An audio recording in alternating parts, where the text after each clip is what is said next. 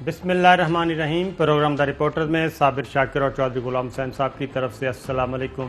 آج کل سیاست میں کافی گرما گرمی چل رہی ہے اور خاص طور پہ بیک ڈور چینلز پہ بہت کچھ ہو رہا ہے۔ آف دا ریکڈ میٹنگ جو ہیں اس میں کافی کچھ ڈیولپمنٹس ہو رہی ہیں، ایک اپنا نقطہ نظر بیان کرنے کی کوشش کی جا رہی ہے۔ اسی طرح کی آج ایک ایکٹیویٹی وزیر اعظم عمران خان صاحب نے بھی کی اور میڈیا پرسنز کے ساتھ ملاقات کی۔ اس ملاقات میں کیا کیا باتیں ہوئیں یہ ہمیں بتائیں گی ہماری سینئر اینکر پرسن ہیں ماریہ میمن، وہ ہمارے ساتھ ہیں، اور خاص طور پہ دو تین چیزیں وہاں پہ زیر بحث رہیں۔ ایک تو بشیر میمن سابق ڈی جی ایف آئی اے، ان کا انٹرویو، ان کے الزامات، ان کا جواب وزیر اعظم عمران خان نے کیسے دیا۔ اس کے بعد چینی اسکینڈل اور کہا جا رہا تھا کہ ڈاکٹر رضوان کو تبدیل کر دیا گیا ہے اور شہزاد اکبر کو تحقیقات سے ہٹا دیا گیا ہے۔ اس کا جواب بھی وزیر اعظم عمران خان نے آج دیا۔ پہلے میں ہمارے ساتھ ماریہ میمن ہمارے ساتھ ہیں، لیکن پہلے ذرا کوشش کروں گا کہ بشیر میمن صاحب نے کیا کیا باتیں کی تھیں وہ ذرا سنوا دیجیے۔ کہ مجھے بلایا گیا prime minister office, prime minister صاحب سے ملاقات ہوئی، انہوں نے کہا کہ آپ ہمت کرو اور کر سکتے ہو۔ مجھے نہیں پتا تھا کہ کیس کیا ہے۔ جب گئے شہزاد اکبر کے کمرے میں تو ادھر جا کر کے انہوں نے یہی بات کی، جسٹس قاضی فائز عیسیٰ کے خلاف کیس بنانا ہے۔ پھر وہاں سے ہم تینوں، میں، اعظم اور شہزاد اکبر صاحب، ہم مل کر گئے فروغ نسیم صاحب کے آفس میں، جہاں پہ اشفاق بھی موجود تھے۔ وہی فروغ نسیم صاحب بھی کنونس تھے کہ یہ بننا چاہیے اور آپ یہ رول ادا کرو۔ منی لانڈرنگ کا تھا بیسک، ان کا جو تھا کہ یہ آپ کا مینڈیٹ ہے، آپ یہ منی لانڈرنگ کا کیس کریں۔ یہ چیزیں تھیں جی۔ تو وزیر اعظم عمران خان نے کیا کہا ماریہ ذرا بتائیں گی؟ جی صابر صاحب، اس حوالے سے بڑی اسپیسیفک گفتگو ہوئی ہے وہاں پہ۔ پوچھا یہ میں نے ان سے کہ بھائی کیا آپ لوگوں نے یہ جو بشیر میمن صاحب نے جو گفتگو کی ہے اس میں بڑے اسپیسیفک انہوں نے الزامات لگائے ہیں۔ خان صاحب کی خود کہا ہے کہ قاضی فائز عیسیٰ کے خلاف ریفرنس بنانے میں ان کو بلا کر ان سے باقاعدہ یہ کہا گیا، جس کے جواب میں پرائم منسٹر خان نے کہا کہ یہ بالکل جھوٹ ہے، یہ لفظ بات ہے، میں نے کبھی کسی پولیٹیکل قیادت کے بارے میں نہیں ان کو کہا کہ یہ کوئی کیس بنائے۔ ایک مرتبہ کیبنٹ کی میٹنگ کے اندر خواجہ آصف کے خلاف تحقیقات ہونی چاہیے، یہ میں نے بات کہی تھی، یہ ریکارڈ پہ بات ہے، یہ کیبنٹ کی میٹنگ کے منٹس نکال کے دیکھ لیں، ادھر یہ بات لکھی گئی ہوگی۔ باقی جو بہت سارے اور جو نام لے رہے ہیں، انہوں نے کہا کہ قاضی فائز عیسیٰ صاحب کے حوالے سے تو ہمیں معلوم ہے کہ قانونی طور پہ جو اگر کوئی رستہ ہے تو اس میں ہم بشیر میمن صاحب کو کیوں کہیں گے اگر ایسا ہوگا بھی، تو یہ ڈز ناٹ میک سینس کہ ان کو ہم بلا کے ان سے کہا جائے گا کہ آپ اس کیس کے اوپر جو ہے کچھ ہماری معاونت کیجیے، یہ کیس بنانا ہے۔ تو کیٹیگوریکلی انہوں نے اس کو ڈینائی کر دیا۔ پھر ہم نے پوچھا جی اب کیا لائے عمل ہوگا، کیونکہ آبویسلی یہ تو بڑے سیریس ایلیگیشنز ہیں۔ اس پہ انہوں نے کہا کہ جو لا منسٹر نے ڈیفیمیشن سوٹ کیا ہے، جو شہزاد اکبر صاحب قانونی چارہ جوئی کر رہے ہیں، حکومت کی طرف سے موسٹ پروبیبلی یہی اس کا رسپانس ہوگا اور یہی اس وقت جو ہے وہ لائے عمل ہے، کیونکہ وہ ان کے ایلیگیشنز کو بالکل بھی سیریسلی نہیں لے رہے، کیونکہ ان کے نزدیک یہ بالکل غلط بات ہے۔ اچھا، ایک اور بھی بشیر میمن صاحب کی گفتگو ہے، وہ بھی سنیں۔ اس کے بارے میں وزیر اعظم عمران خان نے کیا رسپونڈ کیا وہ آپ سے پوچھتے ہیں، ذرا سنائیے جی بشیر میمن صاحب کو۔ خاص طور پہ جو زور تھا وہ تھا میاں نواز شریف اور مریم نواز صاحبہ پہ، شہباز شریف صاحب پہ، حمزہ شہباز پہ تھا، احسن اقبال پہ تھا، شاہد خاقان عباسی صاحب پہ تھا، رانا ثناء اللہ، جاوید لطیف، خرم دستگیر صاحب، پھر پیپلز پارٹی سے خورشید شاہ، نفیسہ شاہ صاحبہ، مصطفیٰ نواز کھوکھر صاحب، خواجہ آصف، مریم اورنگزیب، پھر ارسلان افتخار صاحب جو ہے ہمارے جو چودھری افتخار صاحب کے بیٹے، پھر وہ اسفند یار ولی، امیر مقام، مطلب ہر ایک کے لیے فلاں کو کیوں نہیں پکڑتے، فلاں کو پکڑ لو، فلاں نے آج یہ کہا ہے پکڑ لو۔ جی ماریہ۔ جی صابر صاحب، یہ نام سارے لے کر وہاں پہ پوچھا گیا تھا کہ بھئی آپ نے احسن اقبال صاحب اور جن کے مریم صاحبہ کے بارے میں وہ چیز کہا کہ کوئی تصویر تھی تو ٹیررزم کی کوئی کیس بنایا، یہ سارے سوال بڑے اسپیسیفکلی وہاں نام لے کے پوچھا گیا۔ اس کو سب کو کیٹیگوریکلی ڈینائی کیا، صرف ایک کے بارے میں انہوں نے کہا کہ ہاں میں نے آن دا ریکارڈ خواجہ آصف کے بارے میں تحقیقات کرنے کا ضرور بولا ہے۔ اس کے علاوہ جو باقی تمام نام ہیں اس پہ وہ کہہ رہے ہیں کہ جی بالکل ایسی کوئی گفتگو ہی نہیں ہوئی ہے، اور خواجہ آصف کا بھی انہوں نے کہا کہ یہ ریکارڈ پہ ہے، آپ دیکھ لیں، چیک کر لیں جا کے وہ کابینہ کی میٹنگ کے منٹس جو ہیں۔ باقی سب کو کیٹیگوریکلی ایک نام کو انہوں نے ڈینائی کیا ہے اس ملاقات کے اندر۔ اور قاضی فائز عیسیٰ صاحب کے بارے میں جو فیصلہ آیا سپریم کورٹ کا، تو اس پہ وزیر اعظم کیا کہتے ہیں؟ اس پہ بات چیت ہوئی ہے ثابت صاحب، لیکن جو باقی ملاقات میں صرف 2 چیزیں ہیں جس کو ریکارڈ پہ ہم لا سکتے ہیں. جو اس حوالے سے گفتگو ہوئی تھی وہ آف دا ریکارڈ ہے. اس کے بارے میں آبویسلی حکومت کا ایک خیال ہے، پرائم منسٹر صاحب کا اپنا بھی اوپینین ہے. اس کے علاوہ TLP پہ بھی بات ہوئی، وہ بھی آف دا ریکارڈ ہے، اس سے بھی حکومت کا اپنا ایک اسٹانس ہے، ایک اوپینین ہے. جو دوسرا ایشو جس پہ ہم آن دا ریکارڈ بات کر سکتے ہیں وہ جہانگیر ترین صاحب کا ہے، اور یہ بھی پھر ان سے امفسائز کیا گیا کہ یہ جو بشیر میمن صاحب اور جہانگیر ترین صاحب یہ تو بڑے اہم پولیٹیکل یہ ہائی پروفائل کیس ہے، تو اس پہ تو موقف آن دا ریکارڈ آنا ہی چاہیے آپ کا. تو اس کے جواب میں انہوں نے کہا کہ مجھے افسوس ہے، جہانگیر ترین صاحب میرے پرانے دوست تھے، اور لیکن جو یہ تحقیقات ہیں یہ ایسے ہی ہوں گی. جب اسپیسیفکلی میں نے ان سے پوچھا کہ باہر آ کے راجہ ریاض صاحب نے ان سب نے یہ امپریشن دیا ہے کہ آپ نے ایشورنس دی ہے کہ شہزاد اکبر صاحب بھی سائڈ لائن ہو جائیں گے اور یہ جو ڈاکٹر رضوان ہے ان کو ہٹا دیا گیا ہے، آپ نے ایشورنس دی ہے، جس کے جواب میں انہوں نے کیٹیگوریکلی کہا یہ غلط امپریشن ہے، ایسا بالکل نہیں ہے. ڈاکٹر رضوان صاحب بھی کام کر رہے ہیں. جب ہم نے پوچھا کہ ڈاکٹر ابوبکر خدا بخش صاحب پھر کیا کر رہے ہیں، تو انہوں نے کہا کہ ان کو ایڈیشنلی اس ٹیم میں لایا گیا ہے، وہ معاونت کریں گے، کوئی اپنی جگہ سے نہیں ہٹا ہے. صرف جو بیرسٹر علی ظفر صاحب ہیں ان کو ہم نے یہ کہا ہے کہ وہ اوپر سے سپروائز کریں، ہمیں بتائیں کہ یہ جو انفلوئنس کی بات ہو رہی ہے اس کے اوپر مجھے انویسٹیگیٹ کر کے بتائیں، لیکن باقی ٹیم بالکل ویسے انٹیکٹ ہے.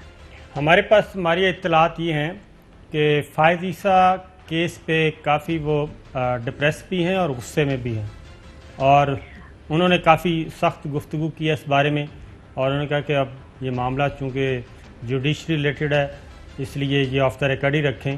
تو یہ بات درست ہے؟ جی بالکل، اس پہ بڑے اسٹرانگ اوپینینز ہیں حکومت کے بھی. آبویسلی اس میں چونکہ ایک صدارتی ریفرنس کے تھرو یہ سارا معاملہ ہوا، تو آبویسلی حکومت کی پرسنلی اس پہ جو ہے ایک پوزیشن ہے جو کہ آبویسلی وہ خوش نہیں ہے، ظاہر سی بات ہے، وہ تو بڑا پرومیننٹ آپ کو اندازہ ہو ہی جاتا ہے. لیکن زیادہ وہ اس پہ ہم بات کر نہیں سکتے کہ اسپیسیفکلی کہا گیا کہ اس کو آف دا ریکارڈ رکھے، لیکن یہ اطلاعات آپ کی نہیں، وہ آپ آف دا ریکارڈ رکھیں. میں صرف ہاں یا نہ میں آپ صرف ہماری سخت موقف ٹھیک ہے. جی ہاں، اور دوسرا یہ ہے کہ کوئی فردر بھی ریفرنس فائل کیا جا سکتا ہے، اس پہ بھی بات اس کے بارے میں کوئی بھی ایسا ہنٹ نہیں دیا گیا، اس میں بالکل ہنٹ نہیں دیا گیا. اور دوسرا وزیر اعظم عمران خان ناراض تھے جو TLP کے ساتھ ایگریمنٹ ہوا. نہیں جی، اس طرح سے کچھ بھی نہیں کوئی امپریشن دیا گیا، لیکن اس کے بارے میں حکومت کی اپنی ایک پالیسی ہے، ان کی اپنی ایک اس پہ سوچ ہے، لیکن یہ کوئی ناراضی سچ نہیں، اس پہ کوئی ہمیں موڈ ملا. لیکن بہرحال اس پہ بھی گفتگو ہوئی ہے، but again off the record. So بالکل ٹھیک ہے. اس کے علاوہ کوئی اور چیز ایڈ کرنا چاہیں تو؟ بس ریلیکس لگے، ہمیں لگ نہیں رہا تھا کہ کسی اوور آل ایسے پولیٹیکل پریشر میں ہے، خاص طور پہ جب ہم نے بار بار بتایا کہ بھائی 30-35 لوگ 40 لوگ جو ہیں وہ آپ کے سامنے آپ کی جماعت کے کھڑے ہو گئے ہیں، تو کچھ تو پریشر ہوگا، کچھ تو آپ اگر تو وہ پریشر نہیں ہے تو پھر I think is very good at hiding the pressure, اگر کوئی ہے بھی یا نہیں. تو بہرحال انہوں نے کہا ہے کہ جی حکومت جاتی ہے تو جائے، یہ تو نہیں ہو سکتا کہ میں کوئی یہاں پہ کوئی لچک دکھاؤں. تو وہ عدم اعتماد کا سامنا کریں گے یا پھر فریش الیکشن کی طرف جانا پسند کریں گے؟ کوئی یہ بات بھی ہوئی؟ اس پہ بات نہیں ہوئی، اس معاملے کو زیادہ پروب اور اس اینگل سے نہیں کیا گیا، نہ ہی کوئی سے سوال ہوا، نہ ہی کوئی اس پہ خان صاحب کا کوئی اوپینین تھا.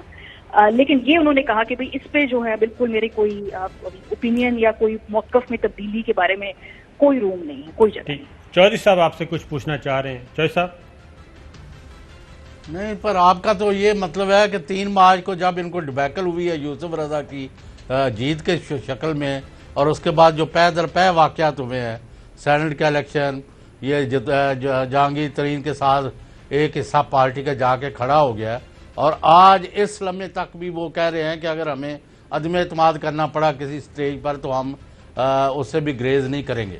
تو یہ اس صورتحال میں پرائم منسٹر کا اعتماد، یا آپ کہتے ہیں بڑے ریلیکس ہے، he was very happy too, اور بڑا کمپوز نظر آ رہے تھے، تو ان کا اعتماد کس چیز کی دلالت کرتا ہے؟ جوائے صاحب میں نے یہی بات کہی کہ اگر تو کوئی ان پہ پریشر ہے، اگر تو کہیں نہ کہیں وہ کوئی دباؤ محسوس کر رہے ہیں، تو ایٹ لیسٹ انہوں نے وہ عیاں نہیں ہونے دیا ہے. تو پتہ نہیں اس کو ان کی پرسنل ان کا یہ ہم کہہ سکیں ان کی یہ کیپیبلٹی ہے یا وہ ہی is good at hiding it. لیکن آبویسلی جب اپنی جماعت کے 35 سے 40 لوگ آپ کو اس طرح سے کنفرنٹ کریں آ کے اور اس پہ دباؤ ڈالنے کی کوشش کریں تو اچھی حکومتیں جو ہیں اس کے اندر ضرور کوئی نہ کوئی لرزش ضرور پیدا ہوتی ہے. ایٹ لیسٹ یہ امپریشن آج ان کی ملاقات سے ہمیں نہیں آیا. بالکل ٹھیک ہے. شاہ صاحب کچھ اور پوچھیں گے یا اجازت چاہیں؟ نہیں تو وہ ان کو جو فخر ہے اپنی 2.5 سالہ کارکردگی پر وہ بھی اینکر پرسن اس کو شیئر کرتے ہیں یا نہیں؟ سر وہ اس میں کافی کچھ جو اپنی جو 2.5 سالہ پرفارمنس میں نا نظام کی مجبوریوں کی بات بہت کرتے ہیں. وہ پہلے بھی آن جی چکے ہیں, وہ بہت پبلکلی بھی بات کر چکے ہیں, تو آج بھی یہ گفتگو ہوئی ہے وہاں پہ کہ بھائی نظام کی مجبوریاں بہت ہیں, جو کام کرنے جاؤں تو پیچھے سے دوسرا جو گروپ ہے وہ انڈرمائن کر دیتا ہے. چونکہ یہ بات وہ پہلے کر چکے ہیں پبلکلی, اس سے میں چلے کہہ دیتی ہوں آج بھی اسی کے اوپر انہوں نے کافی جو ہے وہ اپنا اس پہ انہوں نے ایمفسائز کیا. تو جی. اور راولپنڈی اور اسلام آباد میں آمد و رفت کا سلسلہ ٹھیک ہے؟ ابھی ہمیں تو یہ امپریشن دیا گیا ہے کہ جی بالکل ٹھیک ہے اور بہت اچھا ہے اور بہت فعال ہے اور بہت مؤثر ہے. چلیں بہت اچھی بات ہے, بہت بہت شکریہ. ماریہ میمن یہ بتائی وزیر اعظم عمران خان نے آج اینکر پرسن کے ساتھ کیا گفتگو کی, خاص طور پہ جسٹس قاضی فائز عیسیٰ کیس, بشیر میمن صاحب کا انٹرویو اور جہانگیر ترین صاحب کا فارورڈ بلاک. یہ 3 موضوع اہم ترین تھے اور اگلا تھا تحریک لبیک پاکستان. 2 چیزیں آف دا ریکارڈ رکھی گئیں, تحریک لبیک پاکستان اور جسٹس قاضی فائز عیسیٰ. اب چلتے ہیں جی کراچی, کیونکہ ایک اہم ترین مارکہ ہے اور یہ ہے پاکستان مسلم لیگ نواز کے لیے ابھی تک اچھی خبریں آ رہی ہیں. ہمارے ساتھ ہیں جی کراچی سے ہمارے نمائندے. جی ابھی چلتے ہیں. چوہدری صاحب آپ کا کیا خیال ہے؟ ابھی ہمارے رافع جو ہیں وہ ذرا تیاری کر رہے ہیں, یہ بتائیں کہ آج ابھی تک کی جو اطلاعات ہیں وہ مسلم لیگ نواز کے لیے اچھی ہیں. نہ وہ ابھی آگے ہی ہیں لیکن کوئی رزلٹ ہی نہیں ہے, کوئی ووٹر ہی نہیں نکلا. 25 پولنگ اسٹیشنوں پر میرا خیال ہے 2500 ووٹ نہیں پڑا, 3-4 ہزار ووٹ نکلا ہے ابھی تک. صحیح. تو چلیں رافع سے پوچھتے ہیں. یعنی ووٹر ہی. رافع السلام علیکم. وعلیکم السلام صابر صاحب. رافع بھائی بتائیے کیا صورتحال ہے اب تک کی اور کون جیت رہا ہے؟ دیکھیں صابر صاحب اس وقت کچھ بھی کہنا قبل از وقت ہے, کیونکہ جیسے جیسے رزلٹ آ رہے ہیں صورتحال بدلتی جا رہی ہے. کیونکہ ٹرن آؤٹ کافی کم رہا ہے, رمضان المبارک کا مہینہ بھی تھا, گرمی کی شدت بھی زیادہ تھی, ووٹرز بڑی تعداد میں باہر نہیں نکل سکے, ٹرن آؤٹ انتہائی کم رہا. لیکن جیسے جیسے رزلٹ آ رہے ہیں کئی پولنگ اسٹیشنز میں نون لیگ کے مفتاح اسماعیل آگے ہیں, تو کہیں پہ ٹی ایل پی کے امیدوار آگے دکھائی دے رہے ہیں, تو کہیں پہ مصطفیٰ کمال جو ہیں وہ اس وقت پہلے نمبر پہ چل رہے ہیں. تو خاصا رزلٹ میں جو ہے اتار چڑھاؤ ہے. 17 پولنگ اسٹیشنز کا صابر صاحب اب تک رزلٹ سامنے آ چکا ہے اور 17 پولنگ اسٹیشن میں نون لیگ کے مفتاح اسماعیل جو ہیں وہ 1800 ووٹ کے ساتھ اس وقت پہلے نمبر پہ ہیں, جبکہ دوسرے نمبر پہ اس وقت کالعدم تحریک لبیک پاکستان کے امیدوار نذیر احمد جو ہیں وہ اس وقت دوسرے نمبر پر موجود ہیں, اور تیسرے نمبر پہ پی ایس پی کے مصطفیٰ کمال کی جو ہے وہ پوزیشن نظر آ رہی ہے. اگر صابر صاحب آج پورے پولنگ کی بات کی جائے تو ہم نے دیکھا کہ کئی جگہوں پہ ضابطہ اخلاق کی ہمیں خلاف ورزی نظر آئی, جیسا کہ الیکشن کمیشن نے تحریک انصاف کے 5 اراکین اسمبلی کو جو وہ حلقہ بدر کرنے کے احکامات جاری کیے پولیس حکام کو کہ وہ حلقے میں آ رہے ہیں, پولنگ اسٹیشنز کا دورہ کر رہے ہیں. نون لیگ کے ایک رکن قومی اسمبلی کھیل داس کوہستانی تھے, ان کو جو ہے وہ حلقہ بدری کا جو ہے وہ احکامات جاری کیے گئے. تو دوسری جانب دیکھا گیا کہ کئی پولنگ اسٹیشن پہ مسلح افراد بھی ہمیں نظر آئے اور جو ہے وہ کہیں پہ کوئی امن و امان کی صورتحال پیش نہیں آئی. لیکن جیسے گنتی شروع ہوئی تو ایک پولنگ اسٹیشن ہے 248, وہاں پر جو ہے ہم نے دیکھا کچھ جھگڑا ہوا ہے اور کچھ امیدوار جو ہیں وہ پولنگ اسٹیشن انہوں نے اندر گھسنے کی کوشش کی, جس پر احتجاج بھی ہوا. تو اوور آل اگر بات کی جائے ماضی میں جو صابر صاحب یہاں پہ الیکشن ہوا تھا, فیصل واڈا نے ایک بھاری اکثریت حاصل کی تھی اور ان کے تقریباً جو ہے وہ 35,000 کے قریب جو ہیں وہ ووٹ تھے اور شہباز شریف دوسرے نمبر پہ تھے. 700 ووٹوں کا فرق تھا, لیکن اب دیکھنے میں آ رہا ہے کہ لوگوں نے جو ہے وہ اس طرح رسپونڈ نہیں دیا. ضمنی انتخابات میں ویسے بھی ٹرن آؤٹ کم ہوتا ہے صابر صاحب, لوگ کم ووٹ کاسٹ ہوتے ہیں, لیکن اس طرح سے جو ہے وہ ووٹ کاسٹ نہیں ہوئے ہیں اور دیکھنے میں آ رہا ہے کہ اتنا زیادہ بڑا مارجن نظر نہیں آ رہا, اور جو بھی جیتے گا اور جو بھی دوسرے نمبر پہ آئے گا اس میں زیادہ فرق نہیں ہوگا صابر صاحب. اچھا یہ بتائیں کہ ٹرن آؤٹ کتنا رہا, کوئی ہے آئیڈیا؟ دیکھیں صابر صاحب, الیکشن کمیشن نے ابھی کوئی واضح طور پر تو نہیں بتایا ہے, لیکن 8 سے 10% جو ہے وہ ٹرن آؤٹ بتایا جا رہا ہے کہ ٹوٹل جو ہے وہ 276 پولنگ اسٹیشن ہیں اور 3,39,000 سے زائد رجسٹرڈ ووٹرز ہیں اس حلقے میں, لیکن ٹرن آؤٹ جو ہے وہ 8 سے 10% رہا ہے. آپ اس سے اندازہ لگا سکتے ہیں کہ ووٹرز جو ہیں وہ باہر نہیں نکلے ہیں, اور اس کی دو ہی وجہ ہو سکتی ہیں. یا تو ووٹرز جو ہیں جو امیدوار یہاں سے کھڑے ہوئے ہیں ان سے خوش نہیں ہیں, یا پھر ماضی میں جو یہاں پر ووٹرز کے ساتھ ہو چکا ہے وہ اس سے خوش نہیں ہے, کیونکہ یہاں پہ آج بھی صابر صاحب لوگ پانی خرید کے پیتے ہیں. یہاں پانی کا آج بھی مسئلہ ہے, یہاں پر سرکاری اسپتال نہیں ہے, یہاں پہ کھیلوں کے میدان نہیں ہے, یہاں لوگوں کو شناختی کارڈ بنوانے میں مشکلات کا سامنا ہے, منشیات فروشی یہاں پہ سب سے اہم مسائل ہیں, سڑکوں کا انتہائی برا حال ہے. آج ہم پورا دن پھرتے رہے تو ہمیں اندازہ ہوا ہے کہ بلدیہ ٹاؤن کی عوام جو ہے وہ کتنی مشکل میں زندگی گزار رہی ہے. تو کنونسنگ تو یہاں پہ بہت زیادہ ہوئی, لوگوں نے جلسے کیے, ریلیاں کی, کارنر میٹنگ کی, لیکن اس طرح سے لوگوں نے رسپونڈ نہیں دیا. یہی وجہ ہے کہ ٹرن آؤٹ بھی جو ہے وہ آج کم رہا ہے. فیصل واڈا صاحب تو 1 لاکھ سے زیادہ ووٹ لے کے یہاں پہ کامیاب ہوئے تھے. نہیں صابر صاحب, یہ جو ہے وہ تھوڑے سے اعداد و شمار میں فرق ہے. فیصل واڈا صاحب نے 2018 میں یہاں سے تقریباً 35,300 کے قریب ووٹ لیے تھے, اور ان کے ووٹ جو ہیں شہباز شریف کے ووٹ جو ہیں وہ 34,600 کے قریب تھے. تو 700 ووٹوں کا جو ہے وہ ڈفرینس تھا, اور اس وقت تحریک لبیک پاکستان جو کہ اب کالا دم ہے وہ تیسرے نمبر پر آئی تھی. لیکن اب دیکھنے میں آ رہا ہے کہ مفتاح اسماعیل جو ہیں وہ آگے چل رہے ہیں, اور قریب جو ہیں وہ مصطفیٰ کمال جو پی ایس پی کے امیدوار ہیں اور پارٹی کے سربراہ بھی ہیں وہ بھی ان کے دوسرے نمبر پہ موجود ہیں. تو اب دیکھنا یہ ہے کہ مقابلہ جو ہے وہ کتنا زیادہ سخت ہوتا ہے, کیونکہ جو پی ٹی آئی کے امیدوار ہیں یہاں سے امجد آفریدی, ان کے جو ہے وہ زیادہ ووٹ جو ہیں وہ سامنے نہیں آ رہے ہیں, اور یہی وجہ ہے کہ کئی پولنگ اسٹیشنز پہ وہ دوسرے یا تیسرے نمبر پر موجود ہیں. تو مفتاح اسماعیل اگر ہم کہیں اور مصطفیٰ کمال, ان دونوں کے درمیان جو ہمیں جو ہے وہ مقابلہ دیکھنے میں آ رہا ہے. لیکن ابھی بھی میں نے آپ کو بتایا کہ 17 پولنگ اسٹیشنز کے رزلٹ آئے ہیں, 276 پولنگ اسٹیشن یہاں پر ہیں, تو ایک بڑے پولنگ اسٹیشنز کا رزلٹ آنا باقی ہے, تو معاملہ کہیں پہ بھی جا سکتا ہے.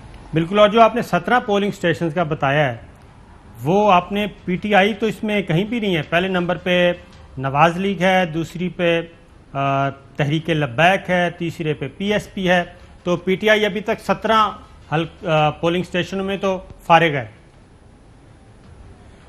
بالکل صابر صاحب, ابھی تک تو یہی رزلٹ سامنے آیا ہے کہ 17 پولنگ اسٹیشن میں 1800 کے قریب ووٹ جو ہے مفتاح اسماعیل کے ہیں, اور اس سے ہی 1400 کے قریب کالعدم تحریک لبیک پاکستان پہ, اور تیسرے نمبر پہ پی ایس پی ہے. ابھی تک تین پوزیشنز پہ نہ ایم کیو ایم ہمیں کہیں نظر آ رہی ہے, نہ ہمیں تحریک انصاف کہیں نظر آ رہی ہے, اور نہ ہی ہمیں پیپلز پارٹی کہیں نظر آ رہی ہے. لیکن ابھی بھی کئی ایسے حلقے ہیں, کیونکہ صابر صاحب اس حلقے کی ایک خاصیت یہ ہے کہ یہاں پہ مختلف برادریاں موجود ہیں. یہاں پہ کشمیری ہیں, یہاں پہ سرائکی ہیں, یہاں پہ ایوان ہیں, یہاں پہ پختون ہیں. تو یہ ایک مختلف برادریوں کا, لسانی گروہوں کا جو ہے وہ یہ حلقہ ہے. تو ابھی ایسے پاکٹس باقی ہیں جہاں سے ایک مزے کی بات آپ نے یہ بتائی ہے کہ 3 پارٹیاں اس وقت حکومت میں ہیں. وہ پاکستان تحریک انصاف حکومت میں ہے مرکز میں, ایم کیو ایم حکومت میں ہے مرکز میں, اور تیسری ہے پاکستان پیپلز پارٹی وہ سندھ میں.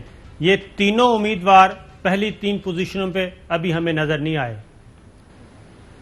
17 پولنگ اسٹیشن میں صابر صاحب یہ تینوں پارٹیاں جو کہ اقتدار میں ہیں وہ اس وقت کہیں پہ بھی پہلی سے لے کے تیسری پوزیشن پر نہیں ہے. میں نے ایک بات ابھی آپ کو بتائی کہ شاید لوگ कम टर्नआउट इस वजह से कि शायद 276 लोग जो हैं वो मायूस हो चुके हैं कि अब वो इसलिए बाहर नहीं निकले हैं। यही वजह है कि वो नए लोगों को आजमा रहे हैं और नए लोगों को वोट दिया है। लेकिन अब देखना ये, मैंने आपको कहा कि एक बड़ा पॉकेट जो है वो बाकी है। अब रिजल्ट क्या होता है, ये चेंज भी हो सकता है। रिजल्ट हो सकता है कि अमजद आफरीदी जो है वो ज्यादा वोट ले लें और मिफ्ता इस्माइल जो है वो दूसरे नंबर पर आ जाएं। तो अभी बहुत से पॉकेट्स बाकी हैं, बहुत से ऐसे एरिया बाकी हैं जो कि पीटीआई के हल्के के हैं, जो कि एमक्यूएम के हल्के के हैं, जो कि पीपल्स पार्टी के हल्के के, तो वहां के अभी रिजल्ट आना बाकी है। जब वो रिजल्ट पूरे आ जाएंगे तो उसके बाद फिर हम बता सकेंगे कौन सा पहली पोजीशन पे और कौन दूसरी पोजीशन। तो ये जो रिजल्ट तब्दील होगा ये गिनती की बुनियाद पे होगा? जी साबिर साहब, अभी तक तो गिनती की बुनियाद पर होगा और पोलिंग स्टेशंस में पोलिंग एजेंट्स भी मौजूद हैं। फॉर्म 45 भी जो है वो दिए जाएंगे और ना ही कोई धुंध होगी और ना ही कोई जो है वो तो वो जो 45 का फॉर्म है वो तो अभी पीएसपी वाले दिखा रहे थे, उस पर तो एडवांस दस्तखत करवा लिए। जी हाँ, ये एक केस सामने आया था साबिर साहब के पीएसपी के जनरल सेक्रेटरी हैं हसन साबिर, उनको शिकायत मिली थी उनके पोलिंग एजेंट्स की जानिब से कि एक पोलिंग स्टेशन पर जो प्रिजाइडिंग अफसर है उसने साइन करवा लिया फॉर्म 45 पर और दोपहर के 2 बज रहे थे और अभी पोलिंग जारी थी कि पोलिंग रुक गई और उन्होंने साइन करवा लिए। तो वो वहाँ पे पहुँचे हैं, एहतजाज किया है और उसे फिर वो साइन जो है वो वापस हुए हैं, उन फॉर्म 45 को फाड़ दिया गया। तो ये भी चीज़ सामने आई है, ये उनका इल्ज़ाम था, जबकि जो इलेक्शन कमीशन का मौक़िफ़ है वो सामने तो नहीं आया। लेकिन वो जो प्रिजाइडिंग अफसर थे उनका ये कहना था कि उन्होंने कोई साइन नहीं करवाए हैं और पोलिंग का अमल जो है वो जारी है। तो लेकिन हमने फुटेज में देखा कि उस पर फॉर्म 45 पे साइन हुए हुए थे। ये एक शिकायत सामने आई थी, लेकिन जो दीगर सियासी पार्टियां हैं वो इत्मीनान का इजहार कर रही हैं कि उन्हें फॉर्म 45 की वसूली के हवाले से या फिर कोई धांधली के हवाले से अभी तक कोई शिकायत नहीं है और तमाम सियासी पार्टियां जो वो इस वक्त मुतमईन हैं कि पोलिंग का अमल भी पुरअमन तरीके से हुआ है। जो सिक्योरिटी इदारे हैं उन्होंने भी अपना किरदार भरपूर तरीके से अदा किया है और अब इस वक्त काउंटिंग भी जो है वो पुरअमन तरीके से जारी है और जो भी रिजल्ट आएगा उसको ये अभी तक तमाम सियासी पार्टियां कबूल भी करेंगी। चौधरी साहब, नहीं, इसका मतलब एक तो पोलिंग ही कोई नहीं। अगर ये कह रहे हैं 10-15% पोलिंग होगा तो फिर तो ये इलेक्शन ही जो है कालंद करार देना चाहिए। इतना लो लेवल का पोलिंग जो है वो, वैसे तो इलेक्शन कराना नहीं चाहिए था, माफ़ करना।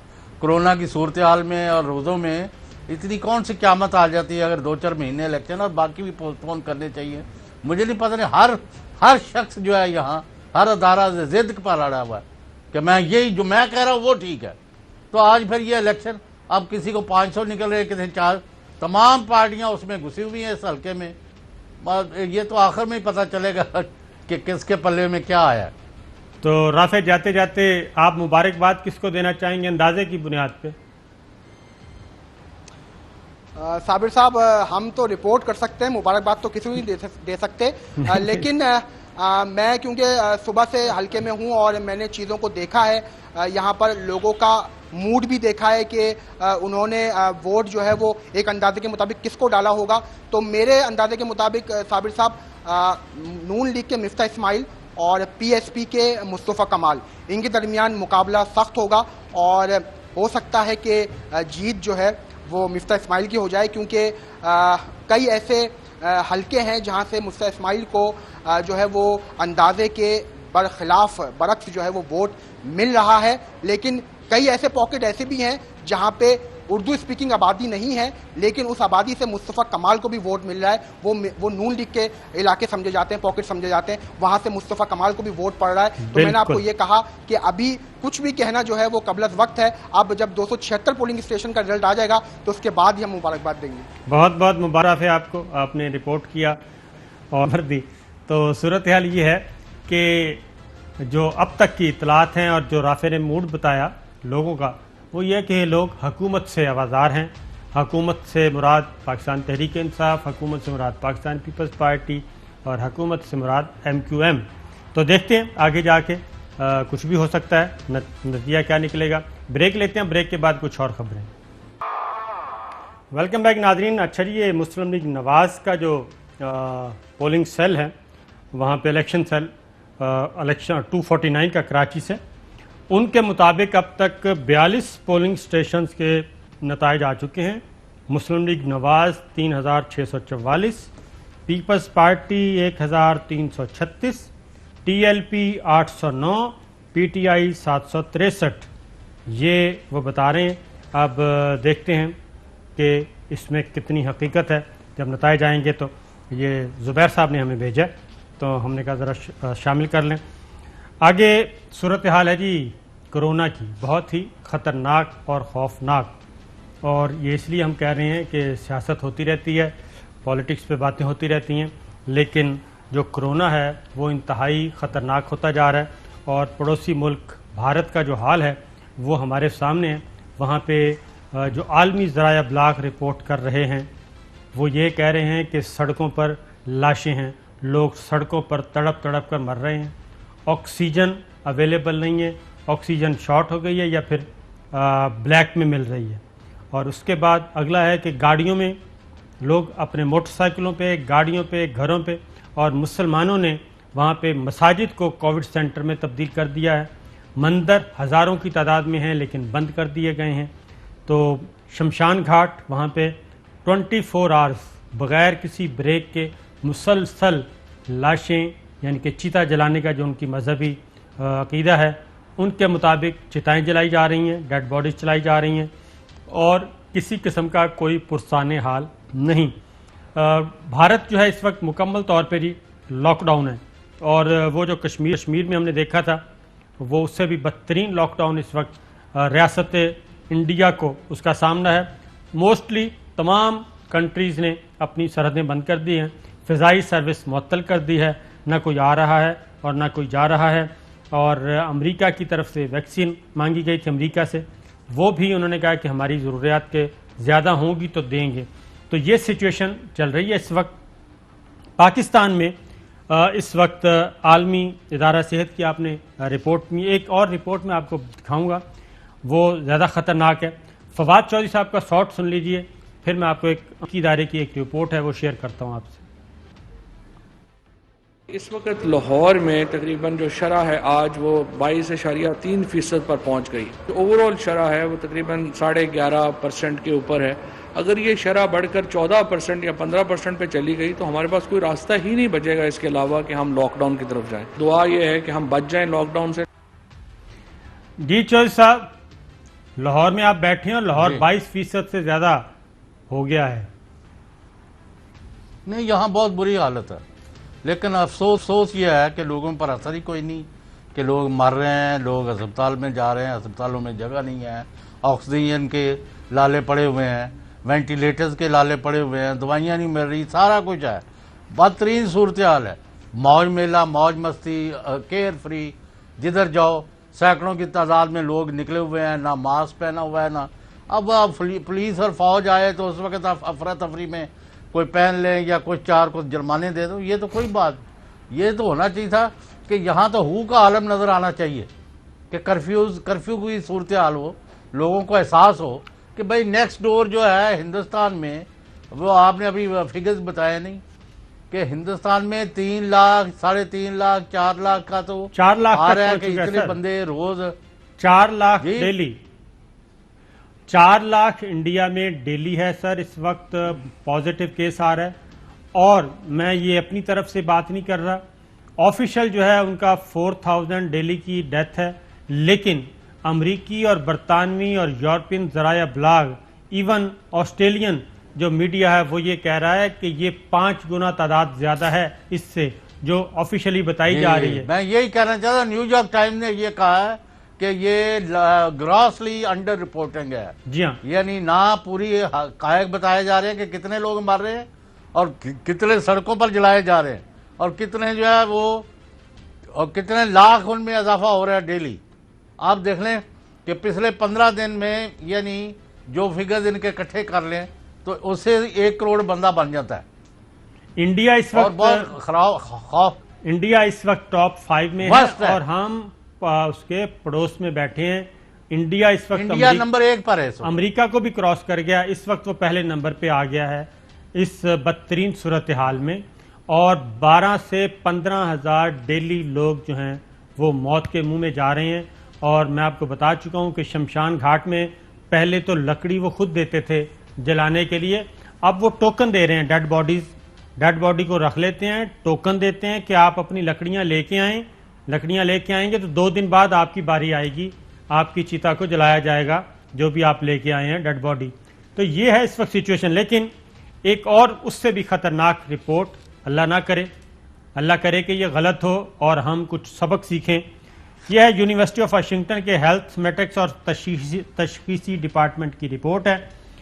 वो कहते हैं जी भारत में कोविड-19 के केसेस में इजाफे के साथ साथ बांग्लादेश और पाकिस्तान में केसेस में इजाफे के नतीजे में दुनिया भर में वायरस से मुतासर अफराद की एक दिन में तादाद 1.5 करोड़ तक पहुंच सकती है।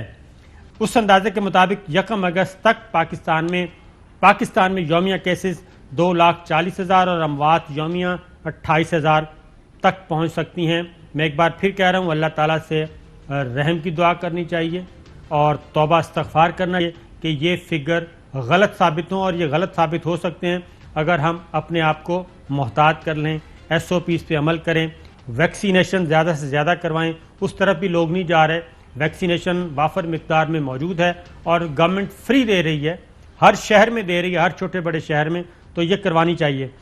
इनमें से जी 5,000 वो कहते हैं, अब आगे इसी तहकीकाती इदारे ने जो हेल्थ साइंसिस से मुताल्लिक है, अमरीकी इदारा, वो ये कहता है कि 5,000 से ज़्यादा अमवात सिंध में खदशा है, पंजाब में 12,000 का खदशा है, खैबर पख्तूनख्वा में 6,978 का खदशा है, बलूचिस्तान में 796, गिलगित बल्तिस्तान 115, आज़ाद जम्मू और कश्मीर में 1,088 और इस्लामाबाद में भी कोई 1,500 अमवात का खदशा मौजूद है। और ये वो इदारा है चौधरी साहब जो जुलाई 2020 में इस इंस्टीट्यूट ने पेशगोई की थी कि नवंबर 2020 तक अमेरिका में कोविड अमवात जो हैं वो 2 लाख से तजावुज़ कर सकती हैं, और ये पेशन गोई दुरुस्त साबित हुई। और अब अमेरिका में अमवात की तादाद 5,72,000 पौने 6 लाख हो चुकी है। इस रिपोर्ट के मुताबिक भारत में रोज़ाना अमवात की तादाद मई के वस्त में बढ़कर 13,000 यौमिया तक बढ़ सकती है, जो कि इस वक्त भी इतनी है जो आज़ाद ज़राए कह रहे हैं।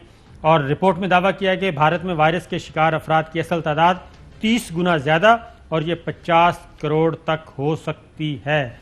तो ये है सिचुएशन।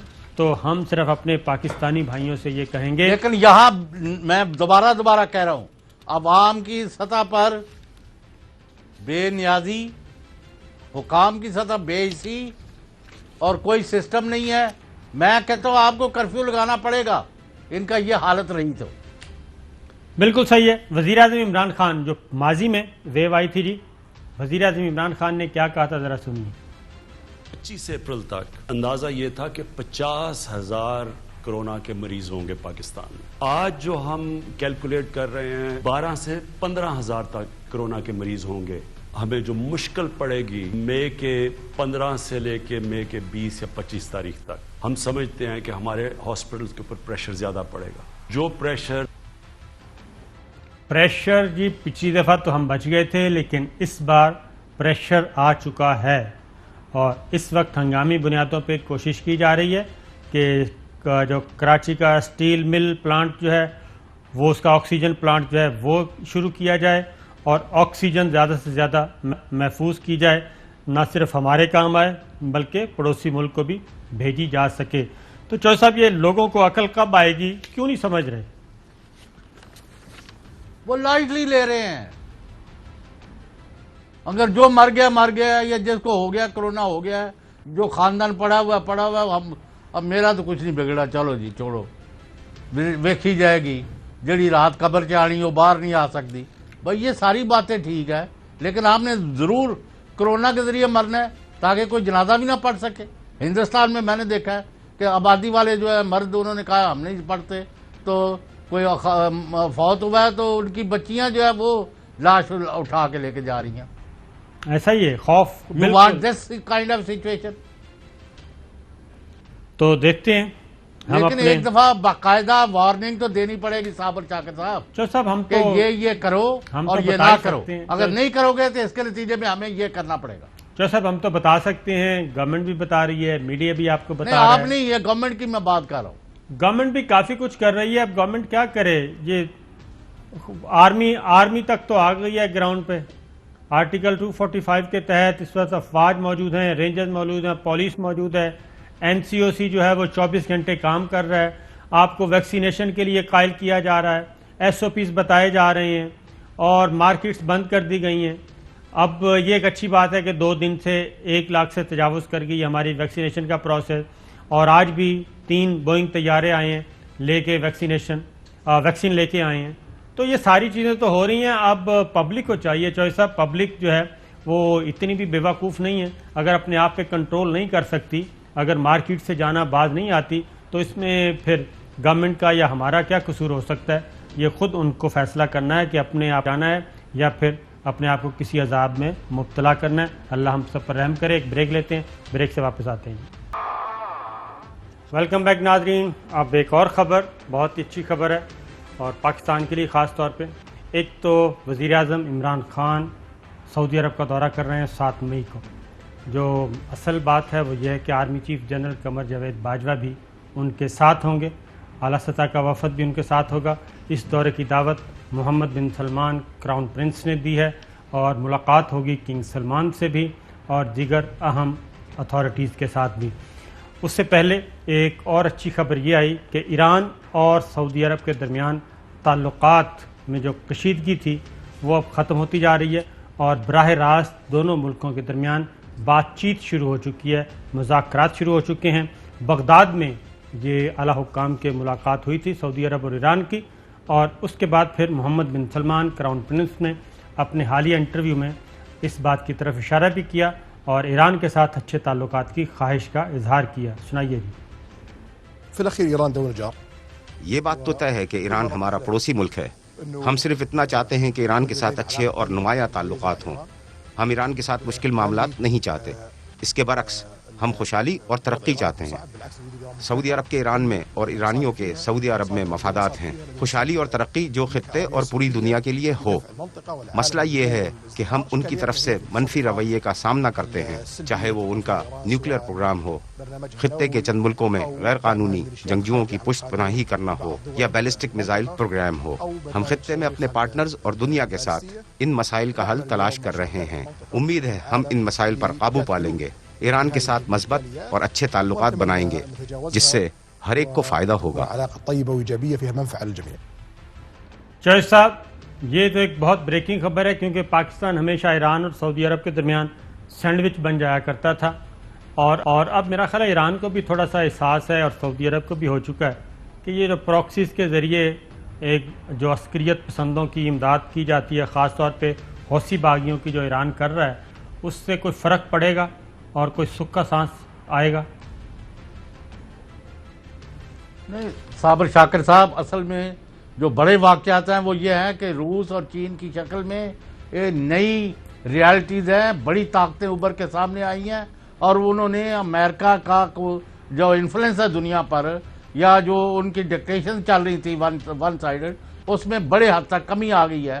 اور اب سعودی عربیہ ہو یا ایران ہو, سب کو یہ پتہ چل گیا ہے کہ امریکہ اپنی مرضی کے نتائج حاصل کرنے کے لیے ان کو جو پپٹ اور مورے استعمال کر رہا تھا وہ اب کام نہیں چلنا, تو لہذا بہتر ہے کہ اپنے میرٹس پر اپنے تعلقات ٹھیک کیا جائے.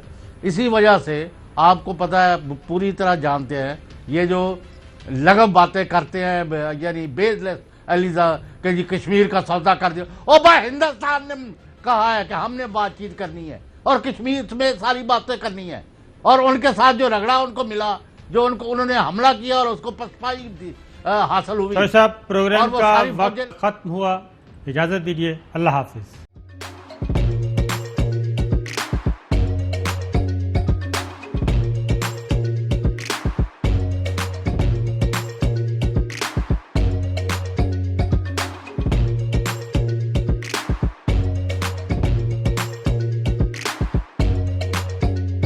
Instead of saving up for a new toy or a trip to Disney World, a 7-year-old بدلاً من توفير لعبة جديدة 来自阿拉巴马州的一名7岁女孩没有花 एक नए खिलौने या डिज्नी वर्ल्ड की यात्रा के लिए बचत करने के बजाय Alabama Anstatt für ein neues Spielzeug oder eine Reise nach Disney World zu sparen, hat Anstatt für un neus Spielzeug oder eine Reise nach Disney World zu sparen,